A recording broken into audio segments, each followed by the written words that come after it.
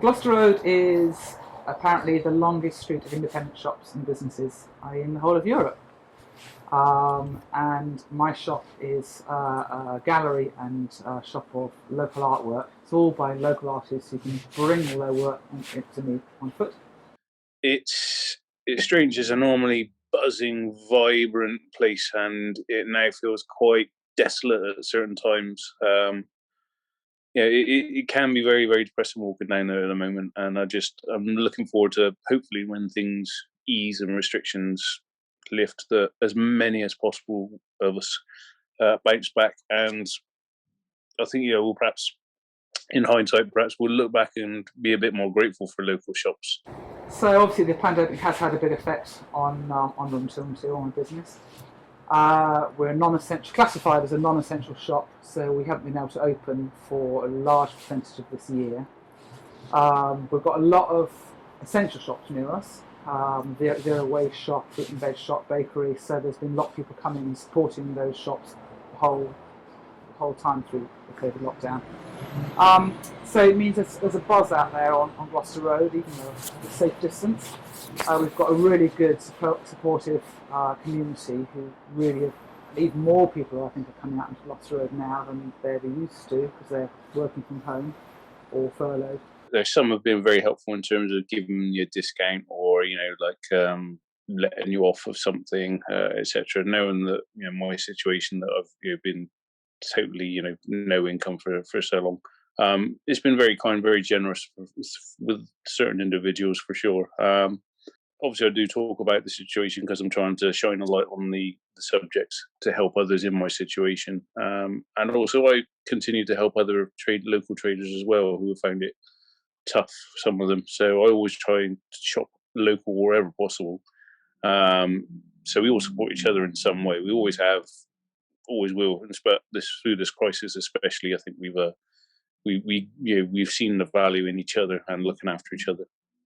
Obviously, during the lockdown period, our local community have been really, really supportive. At Christmas time, it was amazing. It was like cork out the bottle when we were able to open our doors because we had to close during November, and then we were allowed to open in December. And so many people have said that they didn't buy anything from Amazon. They really resisted buying from any large corporations. They waited until the independent shops on Gloucester Road could reopen so they'd come in and buy their Christmas presents. We run by an appointment system.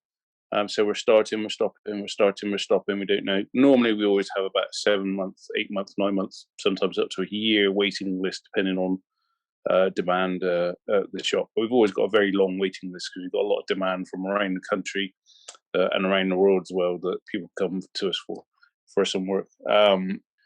We have obviously a full diary, and then we have to close, and then we have to rebook, and then we have to close, and we have to rebook. The disruption on that level is probably the biggest headache for me personally. Obviously, not having an income for 9 months has been hard, but juggling everyone's schedules and rescheduling them, that's been tough. You spend a lot of time in the diary, just it's a bit like Tetris, kind of moving things around. So it's maybe reassess how I want to run the business. People have had to gain a lot of patience, standing in queues at a distance, waiting to buy things. So there's been some positives. It's been difficult, and luckily I have a space where I've been able to homeschool my children and just develop my ideas. to say I'm excluded is on a personal kind of support level. So I fall under the category of exclusion of being in the previously very fortunate category of being a very good high earner, over £50,000 trading profit. And I've been closed for 9 months. So during the time that I couldn't work, I haven't received a penny. My business has had some council support grants, which are enough to cover the rent for the shop. So the business still survives in kind of name and in the premises, and a couple of overheads. But it doesn't give anything more than that, and certainly does not leave me with a penny of actual support myself. So yeah, for 9 months, I have been closed last year over 3 lockdowns. I've not received a penny. In fact, I've had to borrow £15,000 to pay my last tax bill, which, although I could have deferred it, it's still only a deferment. It still had to be paid. By the time I reopen in April, so say, my business will have lost close to £100,000 of revenue.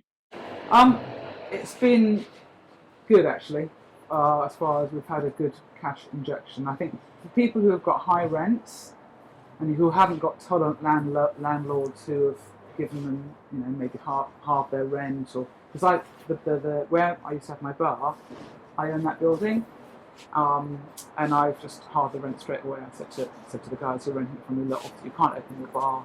It's unfair that I charge full rent, so I offered that to them straight off the bat. And I own the building where my shop is. So it's been great that we've had that money to keep us going. I'm going to start having art classes out here in the garden in order to make that safe. There's certain things I have to do. So yes, I've tried to use the funding we've had from the government via the council. I've tried to use that wisely to kind of future-proof my business. The money that's been handed back to the government is a big sum. The money that's been lost and defrauded and wasted is a huge sum. And obviously I know they have genuinely helped a lot of people with furlough, with etc. But I still cannot see why you would leave 3 million more without help. The future of Gloucester Road, hopefully it will stay independent. I think actually it's the chains that seem to have suffered more during the COVID lockdown than the independents. We're quicker on our feet. If you've got a small independent shop, you can move the times faster. You've got less stock, less staffing issues. You've got to be creative as an independent shop owner. And I think it's vibey. There are people out there who love Gloucester Road. It's a destination. People on their lockdown walks have been walking up and down saying they can't wait for the shops to open again.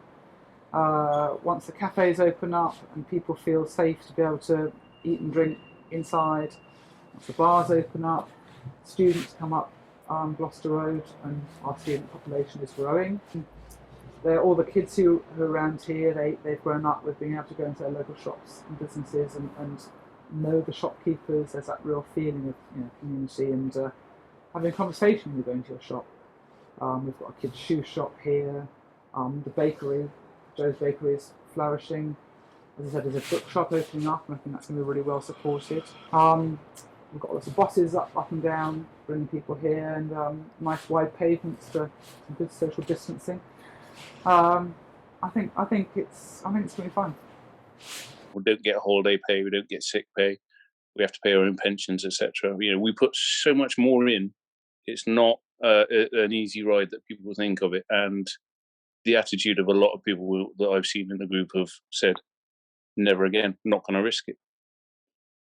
So in terms of small businesses, yeah, I think it's a bit of a death knell for some people, for sure, unfortunately.